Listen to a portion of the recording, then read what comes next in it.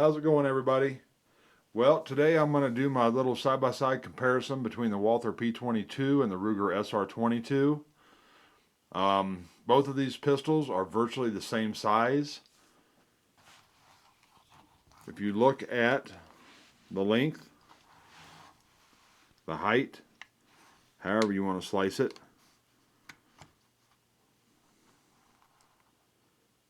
you can see that the Ruger with the magazine in, of course the Ruger has the finger pinky extension on it, but they are virtually the same height this way.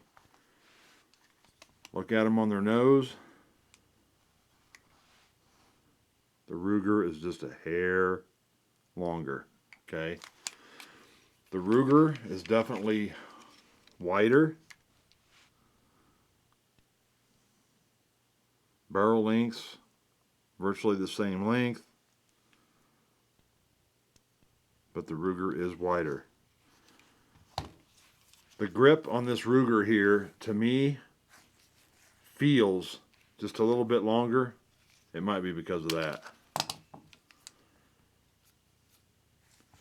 Might be because of that. But, yeah, I think it is just a skosh. Just a skosh longer. I don't know where that's coming from.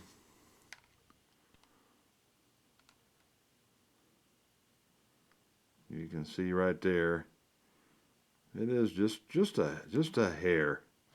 Maybe just a hair. It is a little taller. Maybe that's where it's getting it. But with the magazines out, while I have them out, might as well show you this. Those things are virtually the exact same height. But to me, the Ruger just feels like it has just a little bit more purchase on the grip. The grip on the Ruger is rubbery.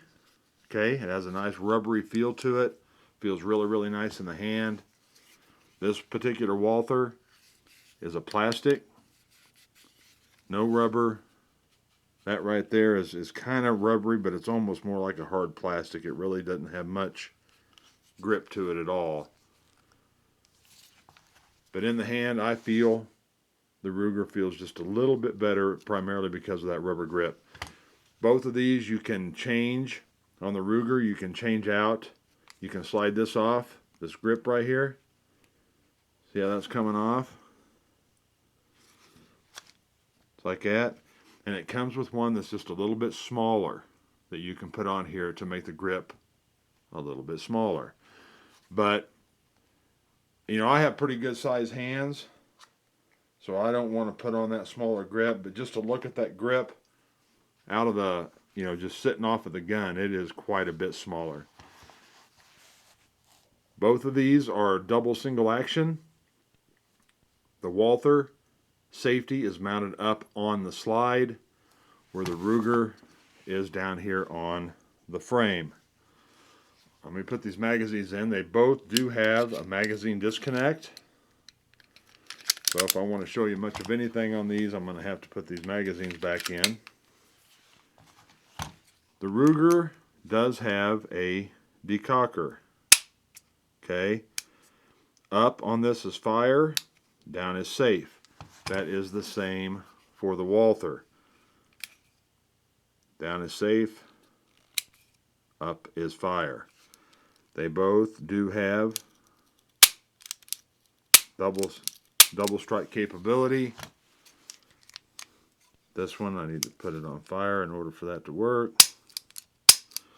The triggers on the two are really, really close, I think, in feel. I'm going to do just one trigger pull on each one. This is going to be double action on the Walther.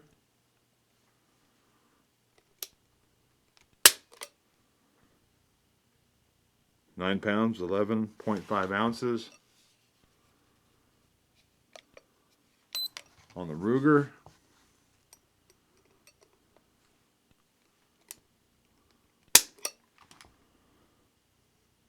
See that? They're practically identical. Now, in the single action,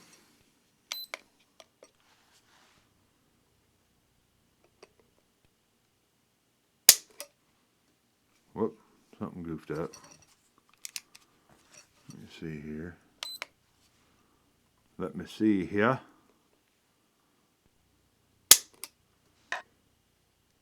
£5 dead nut. Walther.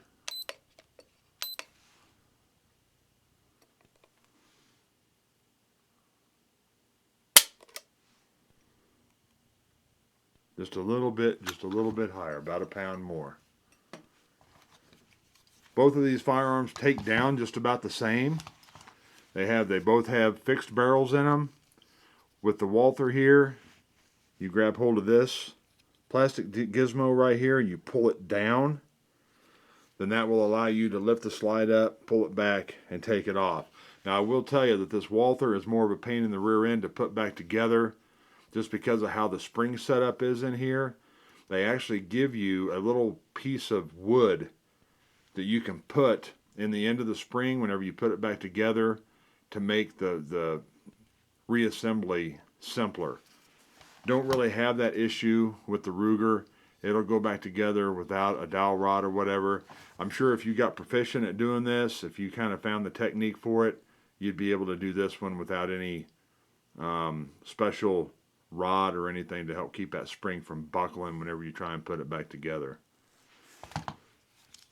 Both of these are priced about the same.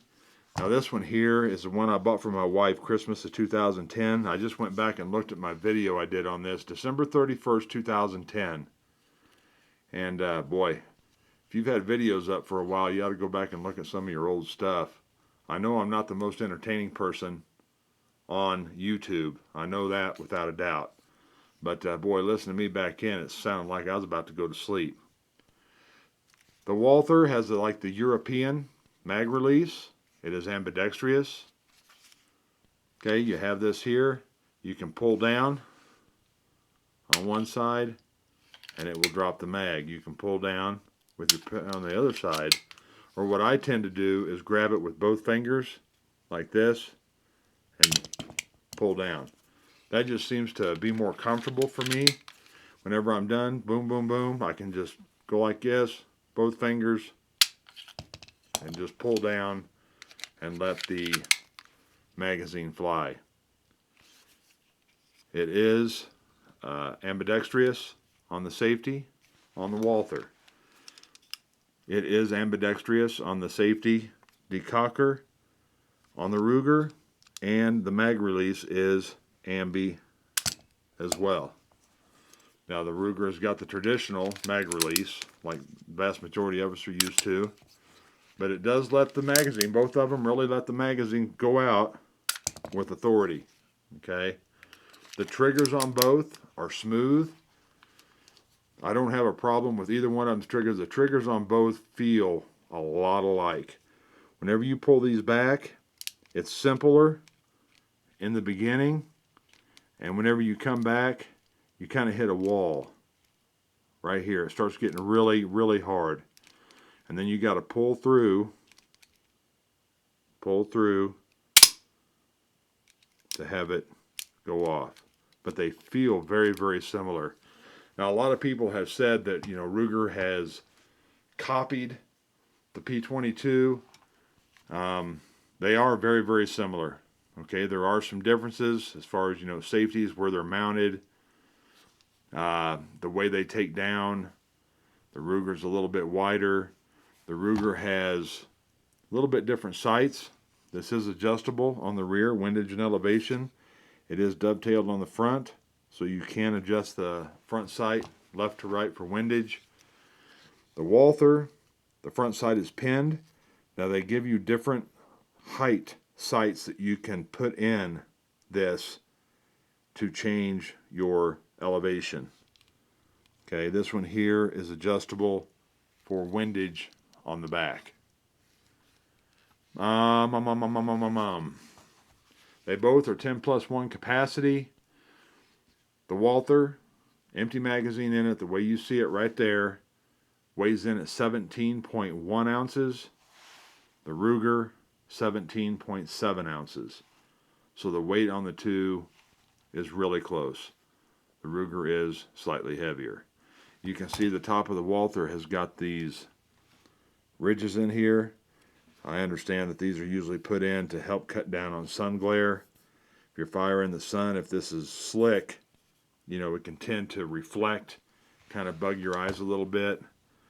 This one here is slick as a baby's bottom, so we'll have to see just how that plays out. I can speak for the Walther. We've had this for some time. It's had quite a few hundred rounds put through it.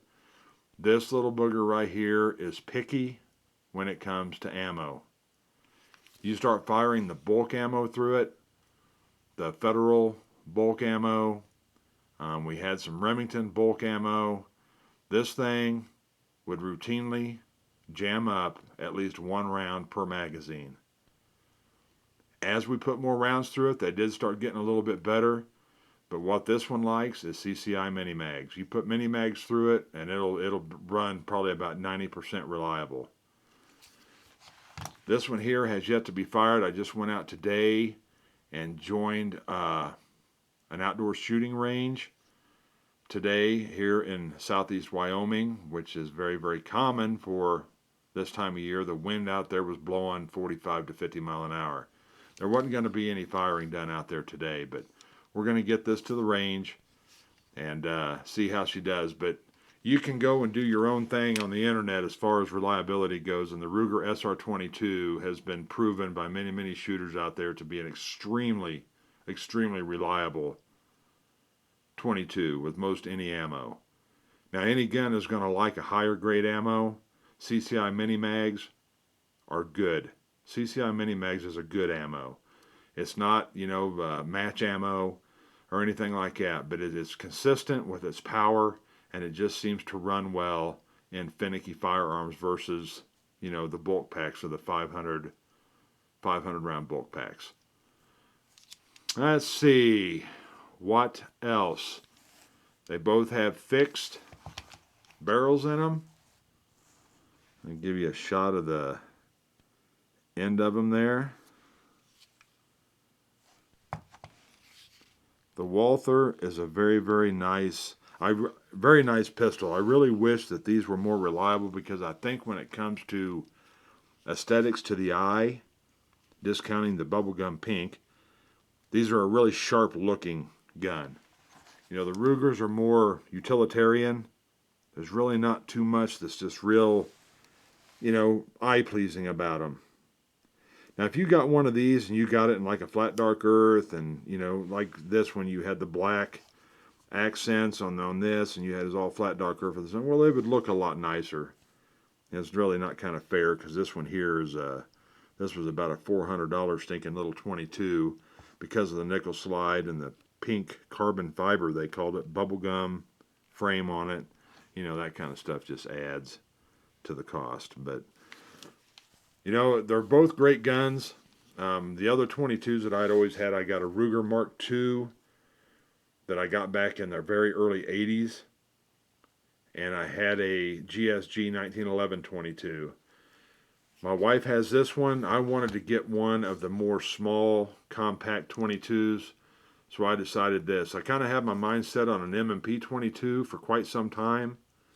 12 rounds versus 10, but it is a little bit bigger gun. Ultra reliable from what I've seen on YouTube, but the SR22 is as well.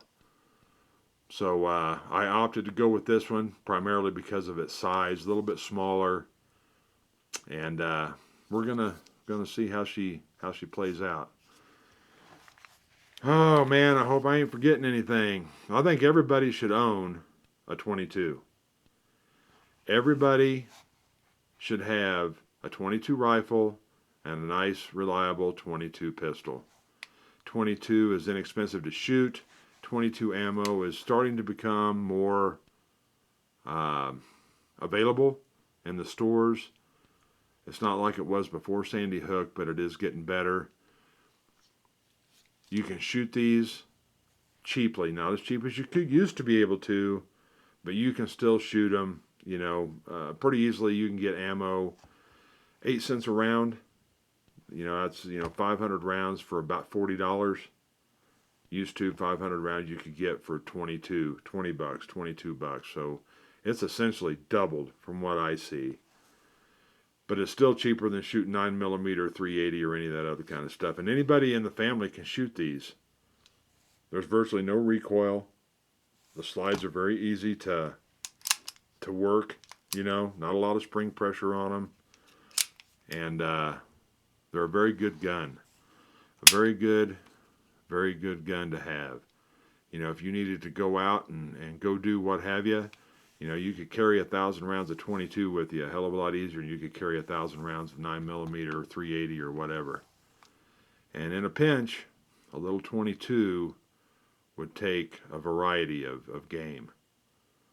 You know, if you shot it right, I mean, you could bring down a white-tailed deer, you know, rabbits, squirrels, anything like that if you needed to put food on the table for one reason or another. Well, I guess that about covers it. I think that about covers it. I'm going to do a video, and it's going to be on Carney Talk. Now, there's a lot of people, I mean, that don't know what even Carney Talk is. The carnival workers back in the day, I don't think they do it quite so much anymore from what I'm reading, but they kind of had their own language to where they could communicate with one another. And most people standing around are not going to understand what they're saying. So I'm going to do a video on that. I was taught this by a civilian that I worked with when I was stationed up in Montana in the military. And I'll explain how it works. I'll do a little bit of speaking on it for you. And I'll even end this video saying, Diasang Fiasor Wiasat Chiasing. ESN WSC WSL CSC ESU ESN ESC NESX VSC DSC ESO. Y'all take care. We'll see ya.